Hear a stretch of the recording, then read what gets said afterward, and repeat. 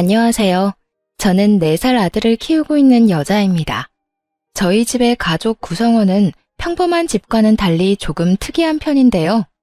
어쩌다가 특이한 가족 구성이 되었는지 제 사연 한번 들어보실래요? 저는 아파트 관리사무소에서 회계 업무를 보는 일을 하고 있었어요. 제 일 중엔 회계 업무 말고도 중요한 다른 일이 있었는데요. 그건 바로 노인정 살림을 사는 일이었어요. 일을 하며 남는 시간엔 아파트에 마련된 노인정에 가서 청소를 돕는다거나 최소한의 구비 물품들을 체크해야 하는 일도 맡아서 하고 있었는데 그곳에서 친하게 지내는 분이 계셨습니다. 그분과 가깝게 지내다 보니 이런저런 이야기를 나누게 되었고 어느 날은 저에게 이런 말씀을 하시더라고요. 아가씨, 내가 아가씨가 아주 마음에 들어서 그러는데 지금 만나는 사람 없으면 내 아들 한번 만나볼래? 네? 아들 분이요? 그래, 우리 아들. 내가 아가씨가 너무 마음에 들어서 그래.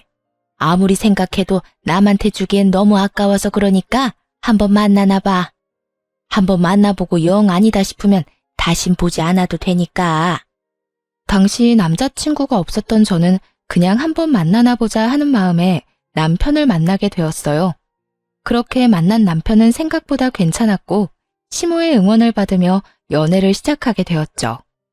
연애 시절의 남편은 배려심이 깊은 사람으로 보였고 생활력도 강해 보이더라고요. 무엇보다 나를 많이 사랑해주는 모습에 결국 결혼까지 하게 되었습니다. 남편을 만나게 해준 사람이 다름 아닌 시모였던 터라 시모는 저에게 정말 잘해주셨어요. 엄마, 무언가 크게 착각하고 있나 본데 친딸은 나라고 나. 언니가 아니고 나라고요. 아유 정말 누가 친딸인 줄 모르겠다니까. 신우이가 이런 말을 할 정도니 말 다 한 거 아닐까요? 이렇듯 많은 사랑을 받는 만큼 저 역시 시모를 잘 모시며 지냈어요. 시모와 제 사이가 좋다고 신우이가 질투한 것도 아니었어요. 신우이 역시 앞에선 그렇게 말했지만 뒤에선 저에게 엄마에게 잘해주어 고맙다고 늘 말해주는 다정한 시누이였으니까요.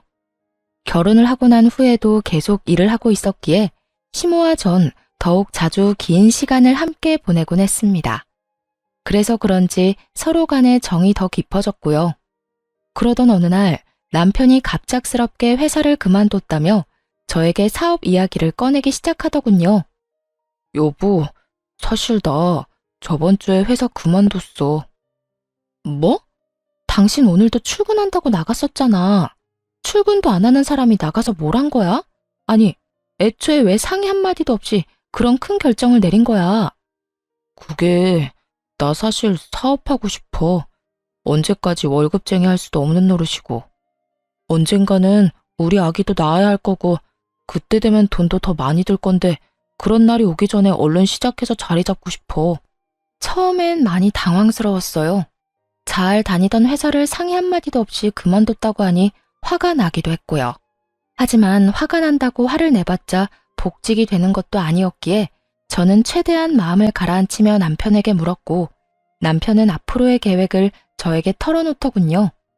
저로선 도저히 생각하지도 못한 일이었지만 이왕 저지른 일 되돌릴 수 없으니 이렇게 된 이상 마음이라도 편하게 시작하게 해주자 싶었어요. 대박이 나면 더없이 좋겠지만 그렇지 않다고 해도 좋은 경험을 얻는다고 생각하기로 한 것이었죠. 무슨 말인 줄 알겠어. 그런데 여보, 사업을 한다고 무조건 성공하는 것도 아니고 그러다 혹시나 아니다. 이미 그만뒀는데 어쩌겠어. 이왕 하는 거 열심히 해봐. 고마워. 미리 상의 못한 건 미안해. 나도 많이 고민하다가 이때가 아니면 도저히 안 되겠다는 생각이 들어서 당신이랑 신랑이 하면서 시간 쏟고 싶지 않았어. 다음부턴 꼭 상의할게. 정말 미안해. 알겠어. 다음부턴 꼭 그런 일은 상의해. 사실은 혹시나 망하면 어쩌려고 그래? 라는 말을 하고 싶었어요. 하지만 이미 회사는 그만뒀고 남편은 사업을 하겠다는 굳건한 의지를 내비치는 상황에 굳이 그런 불길한 말을 하고 싶지 않더라고요. 한편으론 남편의 심정이 이해가 되지 않는 것도 아니었고요. 상의를 해줬더라면 좋았을 테지만 이왕 벌어진 일, 큰 일을 하려는 사람에게 괜한 잔소리도 하고 싶지 않았어요. 그래서 전 남편을 응원해주겠다고 했고, 그렇게 남편의 사업 준비는 시작되었어요. 남편의 사업은 제가 전혀 도움을 줄 수 없는 분야라 그저 전 일을 하며 살림을 잘 꾸려나가는 일을 열심히 하는 수밖에 없었죠. 잦은 출장과 잦은 술자리에 신혼을 즐길 새도 없었지만 다른 건 몰라도 주말만은 꼭 저와 시간을 보내주던 남편의 노력에 단 한 번의 말다툼도 없이 그 힘든 시기를 보냈던 것 같습니다. 가장 힘든 건 당연히 돈이었어요. 아무래도 남편의 벌이가 전혀 없이 지내는 기간이 길어지다 보니 제 벌이로 감당할 수 있는 선을 훌쩍 넘어 생활이 힘들어지더라고요. 그렇다고 친정에 말할 수도 없는 노릇이고 시댁에도 말할 수 없는 노릇이었죠. 어떻게 해야 하나 고민만 하는데 이런 사실을 다 알아챈 시모가 생활비를 붙여주시는 게 아니겠어요?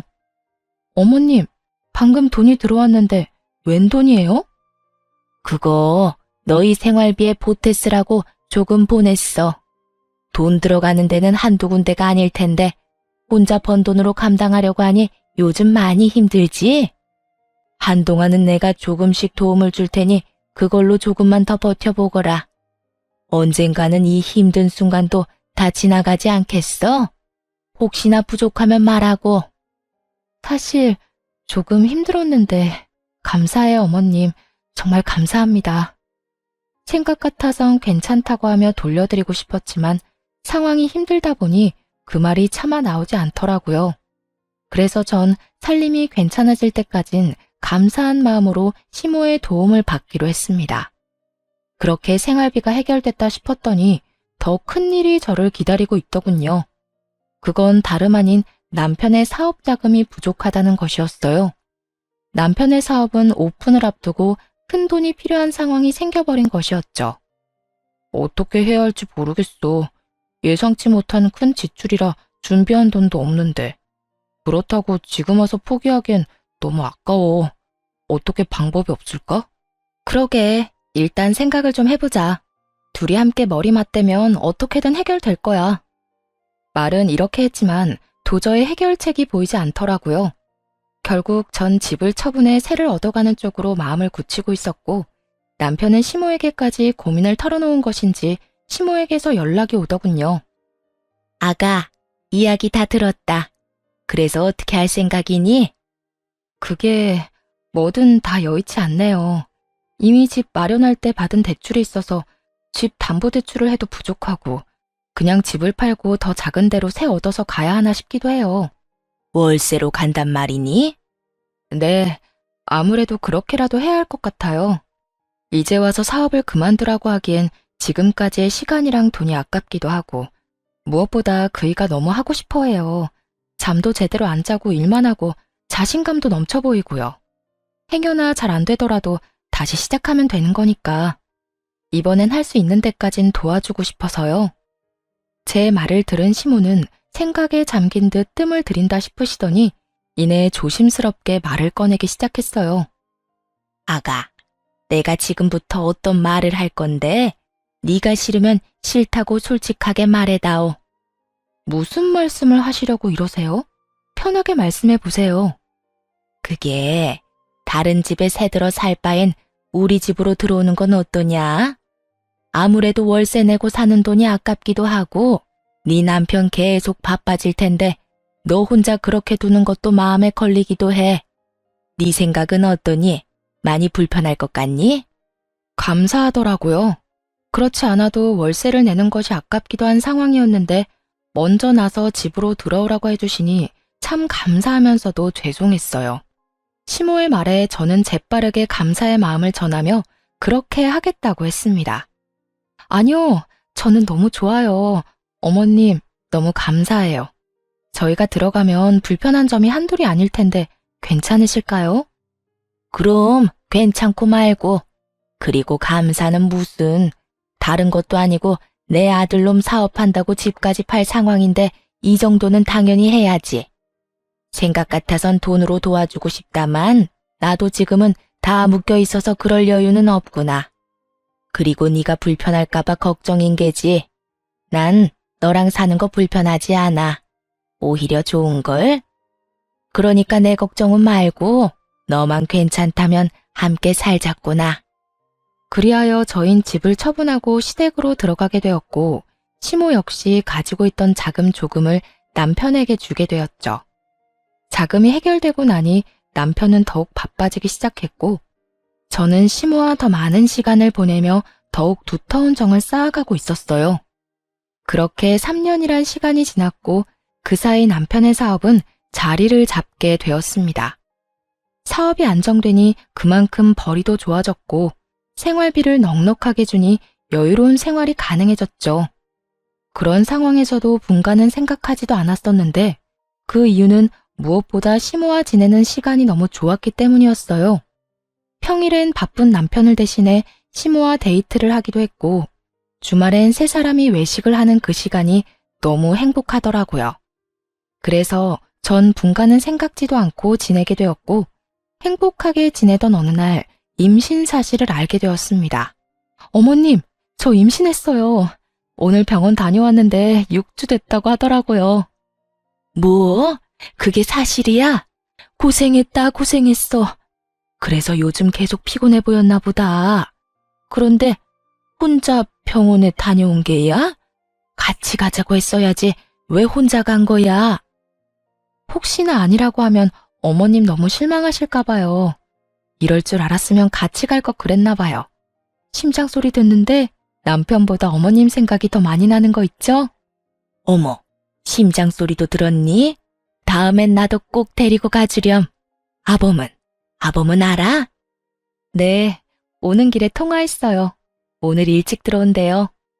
그래, 아주 축하할 일이야. 다시 한번 고생했어, 우리 며느리. 제 임신 소식에 저보다 더 기뻐하는 시모를 보며 제가 다른 건 몰라도 정말 시집 하나는 잘 왔구나 하는 생각마저 들더라고요. 그렇게 저는 더욱 단란한 시간들을 보내게 되었어요. 하지만 어느 가정이나 조금씩의 문제는 다 있듯이 저희 가정에도 조금의 문제는 있었습니다. 그건 다름 아닌 남편이었는데요.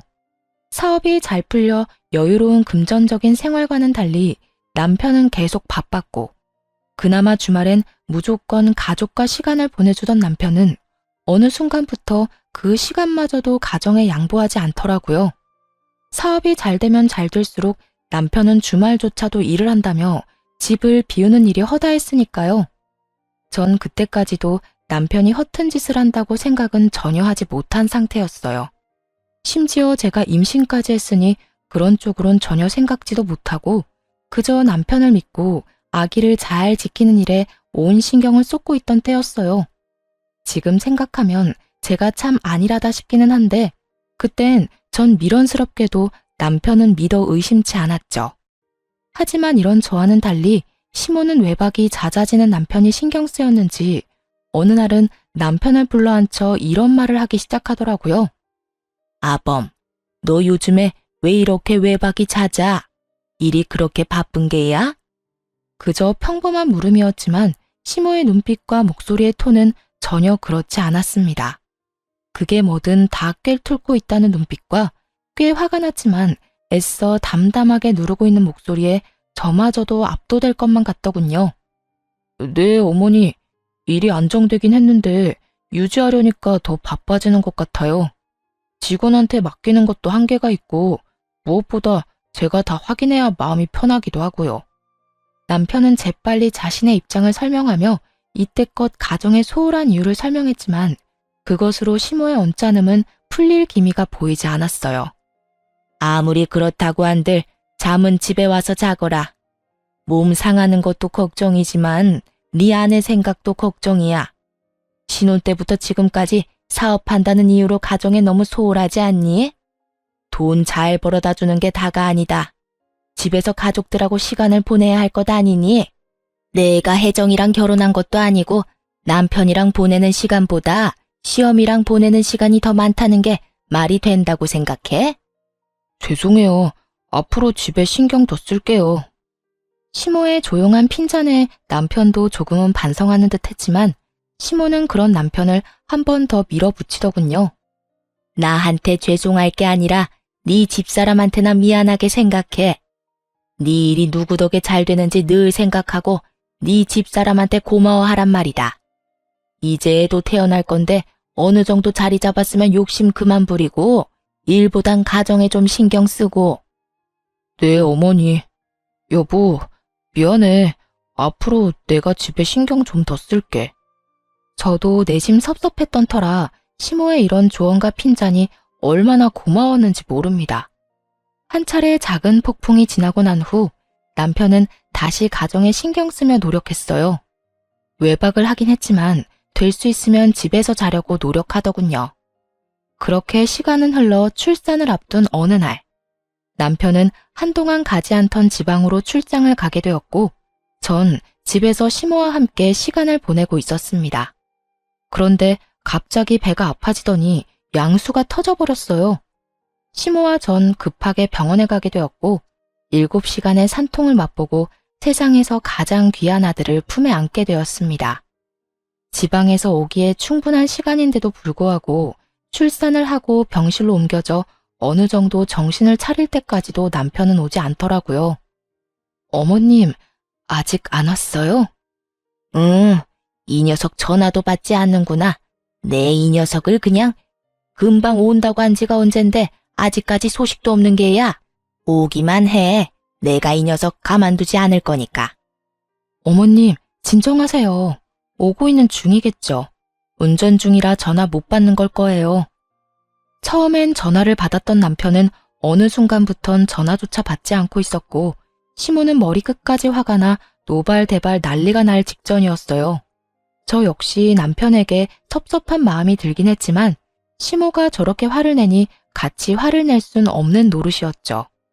시모는 쉴 새 없이 남편에게 전화를 하고 있었고, 그런 시모는 친정 부모님까지 나서 진정시키기 시작했어요. 사돈, 우리 사위 열심히 오는 중일 겁니다. 그러니 이제 그만 전화하시고 조금 앉으세요. 아까부터 계속 서 계셨잖아요. 이러다 방금 출산한 저희 딸 옆에 사돈까지 누우실까봐 제가 걱정이 다 됩니다. 그래요, 사돈. 가까운 곳도 아니고 지방에서 일 보다가 오는 길이라고 하니 좀 더 걸리나 봅니다. 그러니 진정하시고 좀 앉으세요. 조금 쉬시다가 우리 손주 보러 가셔야지요.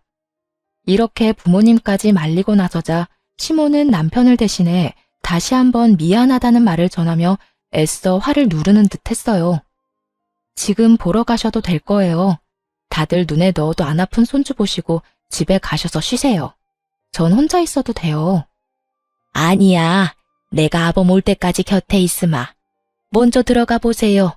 제가 제 아들놈 올 때까지 여기 있을게요. 아무래도 그래야 제 마음이 편할 것 같습니다. 시모의 말에 친정 부모님은 내일 다시 오겠다고 하며 돌아가셨고, 시모는 그런 부모님을 배웅하고 오겠다며 병실을 나섰어요. 그때까지만 해도 남편이 금방 올 줄 알았기에 마음 편하신 대로 하라고 했던 것인데, 금방 오겠다고 하던 남편은 아무리 기다려도 오지 않았고, 날을 넘긴 새벽녘에서야 모습을 드러내더군요. 조용히 그리고 조심스럽게 문을 열고 들어오던 남편을 본 시모는 그 자리에서 벼락 같은 호통을 치며 화를 내기 시작했어요. 너 이 녀석! 금방 온다는 녀석이 이제서야 와? 네가 그러고도 남편인 게야. 다른 날도 아니고 네 마누라가 네 새끼 낳느라 생사가 오가는 순간에 넌 뭐하다 이제야 온 게야? 전화는 왜 안 받고? 그딴 식으로 전화 다 무시할 거면 전화기는 왜 들고 다니는 게야? 시모의 호통에 남편은 고개를 푹 숙이더니 변명을 해대기 시작하더군요. 그게 전화 받고 급하게 오는 길에 졸음운전을 했어요. 그동안 피로가 쌓이긴 했는지 마음은 급해 죽겠는데 그 와중에 살짝 존 모양이더라고요. 전 그냥 눈만 감았다 떴는데 앞에 화물차가 서 있는 걸 보고 이대로는 안 되겠다 싶어서 쉼터에서 잠시 눈만 붙이고 출발한다는 게 이렇게 늦었어요. 죄송해요. 미안해 여보. 내가 참 너무 미안하다.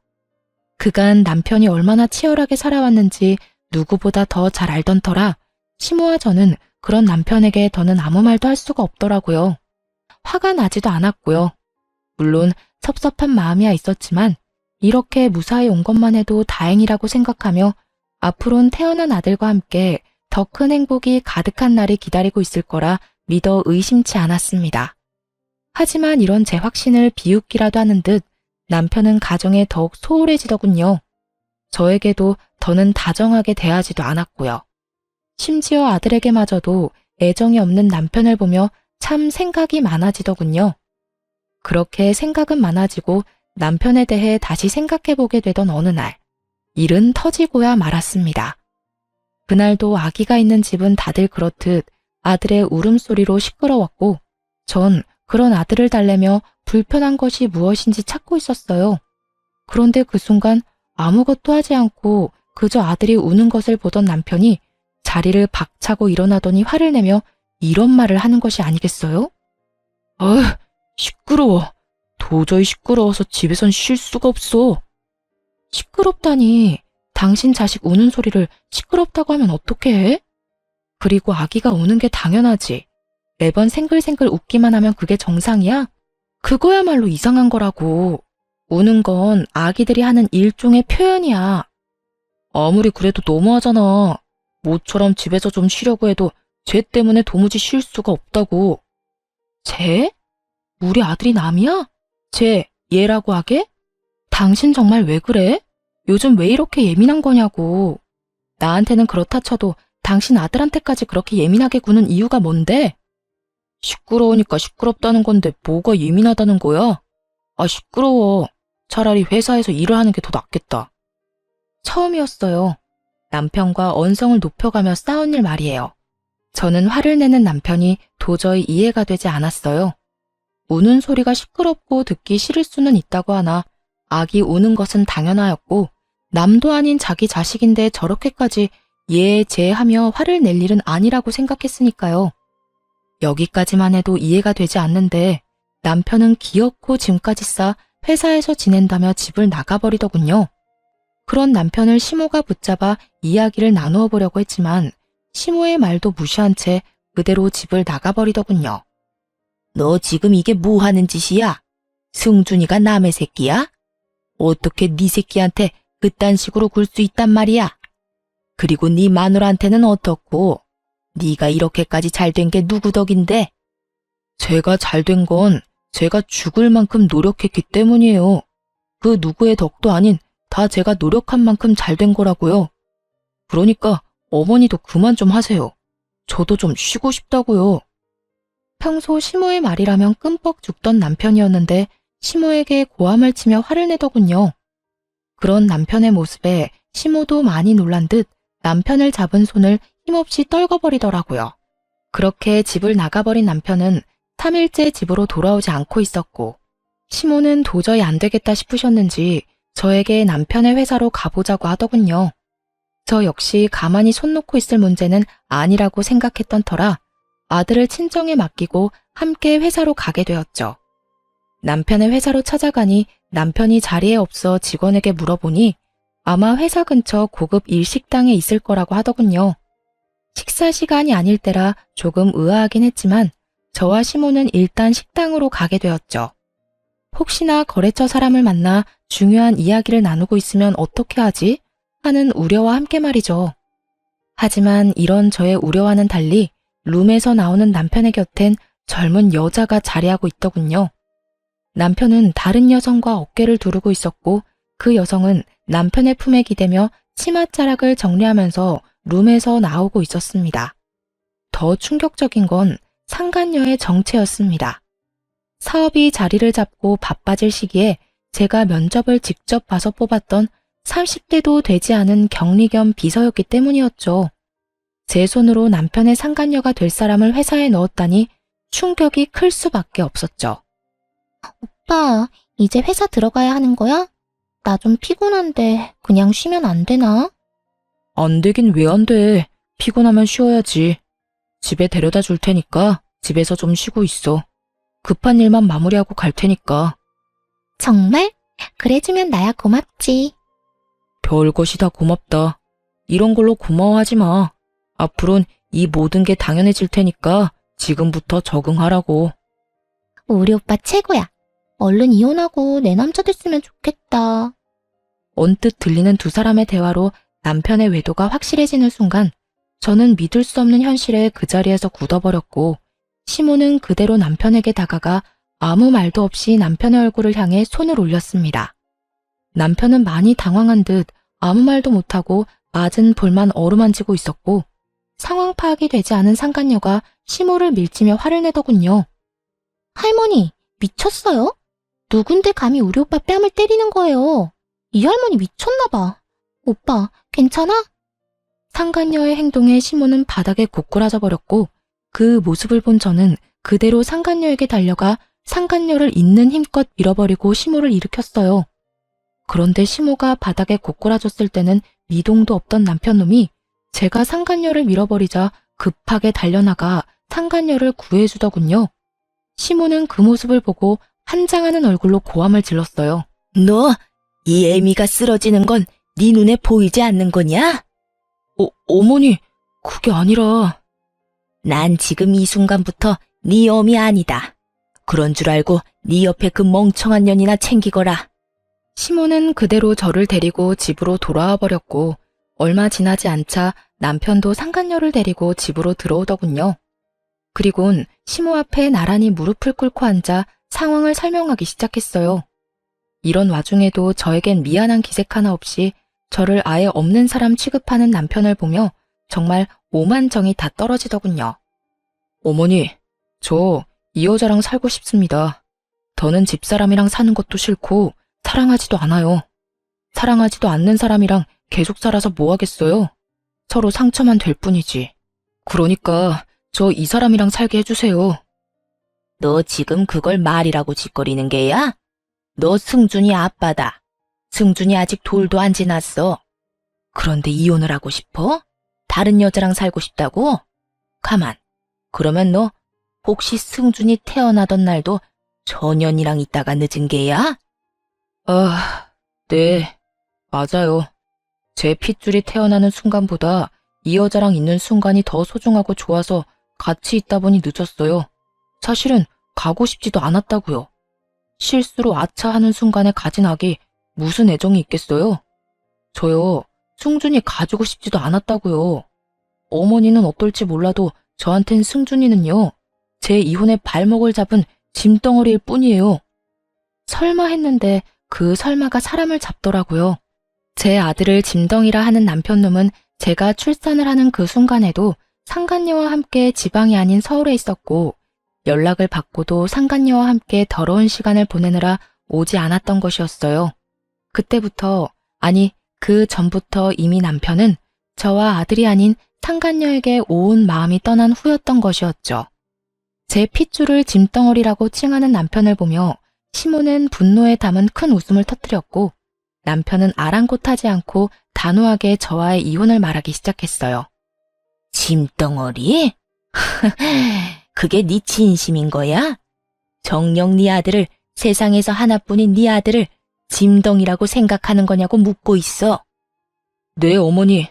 저한텐 하나뿐인 아들도 그저 짐덩이일 뿐이에요. 그만큼 이 여자 사랑한다고요. 그러니까 어머니도 집사람이랑 승준이한테 정 그만 주시고 이 여자 좀 받아주세요. 남편은 흔들림 없는 눈빛으로 시모를 바라보고 있었고, 시모 역시 남편을 냉정하게 바라보고 있더군요.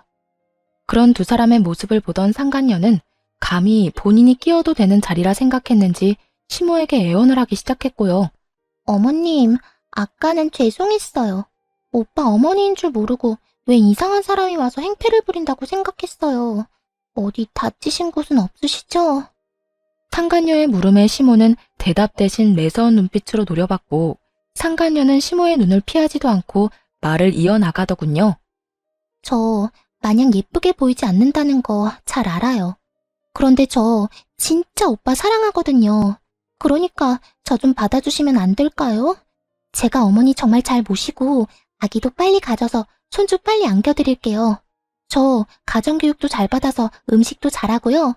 내줘도 저 여자보다 잘할 자신 있어요. 아, 참나. 가정교육을 잘 받았다는 년이 남의 남편이랑 이딴 짓을 저질러?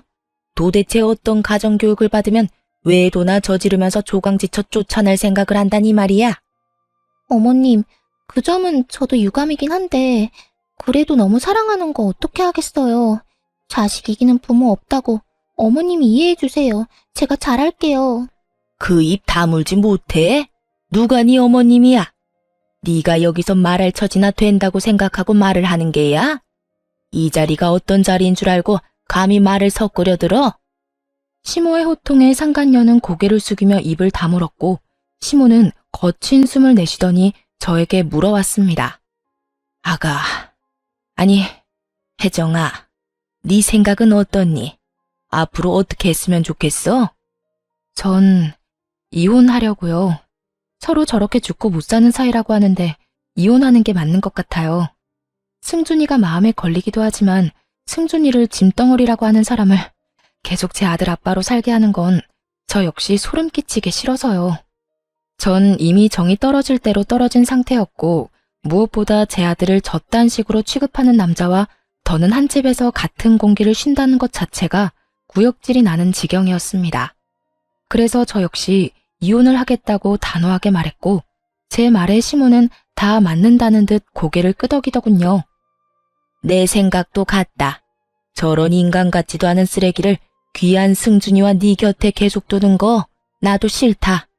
두 사람 이혼하거라. 대신 넌 앞으로 승준이 2번 다시 보지 않겠다는 각서 쓰거라. 아들에게 손톱만큼도 애정이 없던 남편은 시모의 말이 떨어지자마자 이게 웬 떡이냐는 표정으로 웃으며 각서를 쓰더군요. 자식 버리는 부모의 표정이 너무 티없이 밝아 참 어이가 없으면서도 허망하더군요. 저런 인간도 남편이라고, 아기 아빠라고 같이 살았으니 말이죠. 그렇게 전 비교적 빠르게 이혼을 하게 되었습니다. 재산 분할 위자료는 다 저에게 좋은 쪽으로 끝이 났고 상간녀에게도 위자료를 받았어요. 그것 역시 전 남편의 지갑에서 나온 돈이었겠지만요. 여러모로 저에게 유리한 이혼이었는데 이혼을 하고 나니 저에겐 더 큰 재산이 기다리고 있더라고요. 이거 바꿔라. 이건 그놈 사업 시작할 때 집 팔아 투자한 돈이랑 내가 투자한 돈 넣은 통장이고 이건 내 재산 관리하는 분 명함이다. 알고 보니 시모는 저희가 집을 팔아 합가를 할 당시 저도 모르게 전 남편에게 각서를 쓰게 했다고 하더군요. 시모나 제가 원할 시엔 시모가 투자한 돈을 비롯해 집을 팔아 투자한 사업 자금을 다시 반환한다는 각서 말이죠. 아파트를 팔아 투자한 돈은 반환 시점의 시세에 맞춰 반환하되 시세가 투자할 시점보다 낮을 시엔 투자금만 반환한다는 내용도 넣었다고 하셨고요. 어떻게 되든 제가 손해보는 일은 없도록 하신 것이었죠. 시모는 저의 이혼이 마무리될 때쯤 변호사까지 선임해 그 돈을 다 받아왔다고 하더라고요. 어머님, 돈은 알겠는데 명함은 왜 주시는 거예요? 내 남은 재산 다 너한테 넘기려고 한다. 내가 하려고 하니 너무 복잡하기도 하고 네가 나서서 작성해야 하는 서류도 많다고 하니 네가 직접 만나서 정리 좀 해. 아무래도 늙은 나보다 젊은 네가 나서면 더 빨리 일 처리가 되지 않겠어? 통장에 찍힌 금액만 해도 놀라운데 시모의 재산까지 준다고 하니 멍하더라고요. 단 한 번도 생각해 본 적 없는 금액이었으니까요. 전 가까스로 정신을 차리고 시모에게 언제부터 이런 계획을 세운 것인지 물어봤어요. 어머님, 언제 이런 걸 다 준비하셨어요? 진작 다 이렇게 하려고 했던 거였어. 투자금 회수는 그놈이 그딴 짓을 저질러서 다 뺏어온 거였지만 내 재산은 너하고 우리 딸한테 주려고 했었어. 그 시기를 앞당긴 것뿐이었지. 내가 늘 말했지? 너도 내 딸이라고. 내 딸이 돌도 안 된 아들을 혼자 데리고 살아야 하는데 이 정도도 부족하단다. 아무리 그렇다고 한들 너무 가분한 금액이란 생각이 들더라고요. 받은 위자료도 있고 재산 분할도 잘 받았던 터라 더는 시모에게 손을 벌리고 싶지도 않았고요. 어머님, 아무리 그래도 이건 너무 많아요. 전 아파트 처분한 돈 중에 제 몫만 나눠받아도 충분해요. 나머진 어머님 노후자금 하세요. 전 제 몫을 뺀 나머지는 받지 않겠다고 했고 시모는 한사코 제 손에 통장을 쥐어주시며 이렇게 말씀하시더군요. 노후자금은 따로 마련해 놨어. 그러니까 그냥 다 바꿔라. 이혼하기 전에 다 넘겨주면 그놈이 또 이혼 안 한다고 난리 부릴까봐 지금에서야 준단다. 투자금 회수한 것도 내가 다시 돌려줄 거라고 믿어 의심치 않던 눈치던데 어림도 없는 소리지. 그 사람이 가만히 있지 않을 텐데요. 이 사실을 다 알게 되면 분명 어머님 찾아가서 난리를 부릴 거예요. 난리를 부리고도 남을 사람이었죠. 여자 때문에 조강지쳐도 아들도 다 버린 놈인데 그 큰돈 앞에선 어떻게 변해버릴지는 아무도 모르는 일이니까요. 시모는 이런 제 우려는 걱정도 하지 말라는 듯 살짝 미소를 지으며 저에게 이렇게 말했습니다. 그런 걱정은 하지도 마라. 집도 내놨어. 아예 찾아오지도 못하게 그놈 모르는 곳으로 이사할 거다. 그러니 너도 다신 찾아오지도 못하게 멀리 이사하거라. 그리고 그 돈은 꼭 받아. 내가 훗날 필요하면 말할 테니 그때나 용돈이나 좀 주려무나. 내가 가지고 있으면 다 그놈 몫이 될 건데 나는 그 꼴 못 본다. 알겠지? 그래도 어머님, 너무 많아요. 살아봐라. 이 돈이 많은지 내 재산이 많은지. 사람 앞일 모르는 거라고 언제 어디서 큰 돈이 필요할 줄 누가 알겠어. 그러니 살 날 많이 남은 넌 잔말 말고 받아. 이렇게까지 하는데 어쩔 도리가 없더라고요. 잘 가지고 있다 훗날 필요하실 때 다시 돌려드리면 되겠다 하는 생각이 들기도 했고요. 어찌되었든 전 시모와 연을 끊지 않고 가깝게 지낼 계획이었거든요. 결국 전 돈을 비롯해 나머지 재산도 정리해 넘겨받게 되었습니다. 그 후 모든 사실을 한 전 남편이 제가 잠시 친정에 머물고 있다는 사실을 알고 친정으로 와 울고불고 하며 매달리기 시작하더군요. 여보, 나 많이 원망했지? 내가 미안해. 당신 같은 여자가 어디 있다고 내가 미쳤었어. 이제 와서 반성이란 걸 하는 거야? 내 마음에 대못이란 대못은 다 박아놓고선 이제 와서 뭐? 미안? 미쳤었다고? 대단하다, 대단해. 고작 그런 말로 내 마음이 풀릴 거라고 생각하는 거야? 내가 무릎이라도 꿇으면 당신 마음이 풀리겠어? 당신 마음이 풀리기만 한다면 나 이깟 무릎 얼마든지 꿇을 수 있어. 이렇게 말한 전 남편은 제 앞에서 무릎을 꿇고 싹싹 빌기 시작하더군요. 사실 이런 전 남편의 모습을 상상해 본 적이 있었어요. 상상 속에서는 조금 통쾌하기도 했는데 막상 제 앞에서 전 남편 놈이 무릎을 꿇고 비는 모습을 보는데 통쾌하기는커녕 미간이 절로 구겨질 만큼 역겹더라고요. 하지만 이런 제 심정을 알 리 없는 전 남편은 본인이 무릎까지 꿇고 빌면 제가 감동이라도 하며 받아줄 거라고 생각했는지 희망찬 눈빛으로 저를 힐끔힐끔 보며 눈치를 살피더군요. 여보, 나 용서해 줄 거지? 나 당신이랑 이혼하고 정말 후회 많이 했어. 그래서 바로 그 여자랑 헤어졌고 말이야. 정말이야. 회사에서도 진작 내보냈어. 못 믿겠으면 회사에 전화해서 물어봐도 되고 그래도 믿op지 않으면 그 여자한테 연락해서 물어봐도 돼. 그러니까 나 한 번만 용서해주라. 아, 그래? 정말 헤어졌단 말이야? 그것도 나랑 이혼하고 바로? 그럼 나 정말 당신하고 이혼하고 바로 헤어졌다니까. 웃기지도 않더라고요. 당장 전날만 해도 상간녀와 함께 시모에게 찾아가 정말 재산을 전처에게 준 것이 맞는지 몇 번이나 확인하고 한 것을 다 전해 들었는데 눈 하나 깜짝하지 않고 거짓말을 하고 있으니 말이에요. 있잖아. 나 아직 어머님이랑 연락하고 지내. 어제도 통화했고 오늘도 통화했어. 제 말에 전 남편은 크게 당황한 듯 목까지 빨개진다 싶더니 말을 더듬기 시작하더군요. 그래? 그래. 그러니까 내가 하고 싶은 말은 네가 어제 그년이랑 어머님 찾아가서 정말로 나한테 재산 다 넘긴 거 맞냐고 몇 번이고 묻고 간 거 아니까 나한테 와서 이딴 연기해도 소용없다는 거야. 여보, 다 거짓말은 아니었어. 나 당신이랑 헤어지고 후회 많이 했다는 건 진심이었어. 그렇겠지. 내가 그 많은 재산을 받았으니 후회는 했겠지. 다 네 몫이 되었어야 할 어머님 재산이 애먼 나한테 왔는데 누가 후회를 안 할 수가 있겠어? 나라고 해도 땅을 치고 후회할 것 같은데.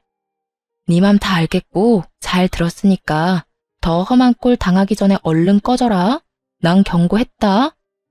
전 남편은 제 경고가 우습게 들렸는지 미동도 없이 손이 발이 되게 빌기 시작하더군요.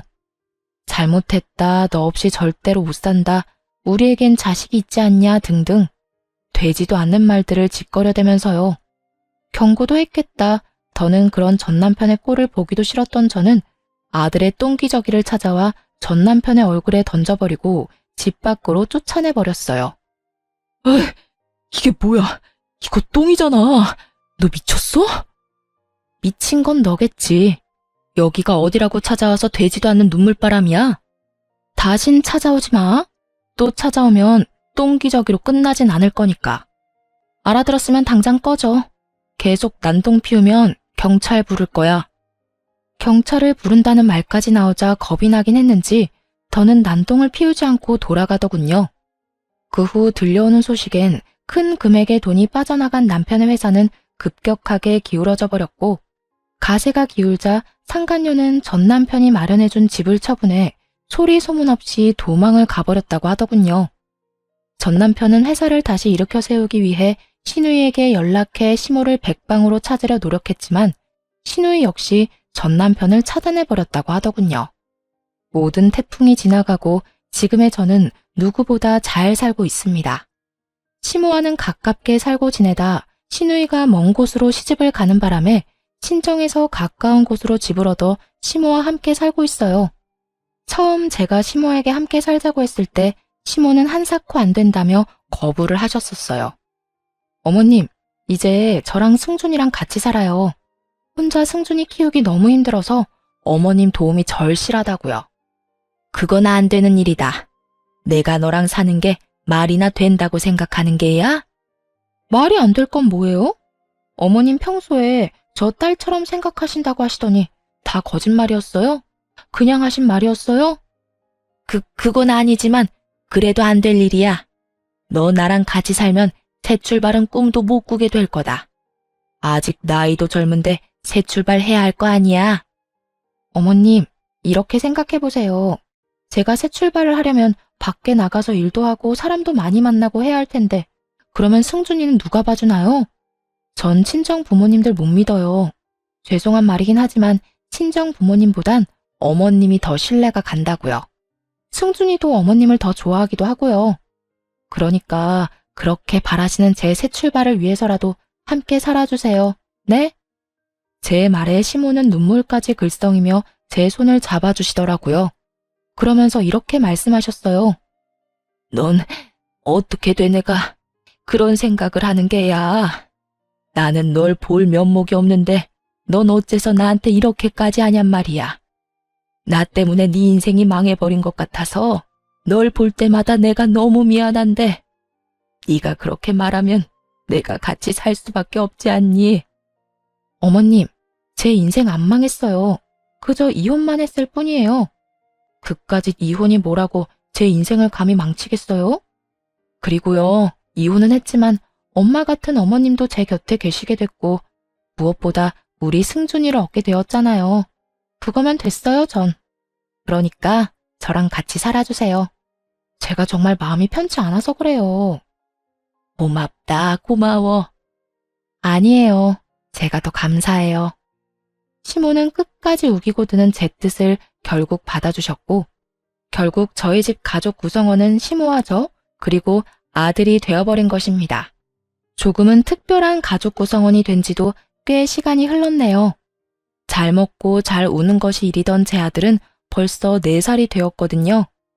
다행스럽게도 아들은 아빠의 빈자리가 느껴지지 않을 만큼 밝고 사랑스럽게 자라고 있어요. 시모와 전 여전히 사이가 좋고 요즘엔 어머님이란 호칭 대신 엄마라는 호칭으로 부르고 있을 만큼 더욱 가깝게 지내고 있답니다. 처음 엄마를 모시고 산다고 했을 때 친정 부모님께서 선뜻 그렇게 하라고 하신 것은 아니었어요.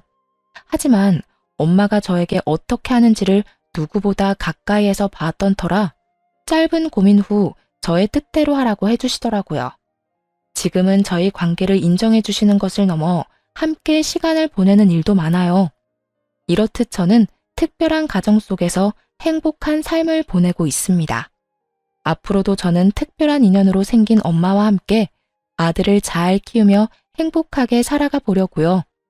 제 사연은 여기서 끝이 났습니다. 긴 저의 과거 이야기를 들어주신 모든 분 감사드립니다.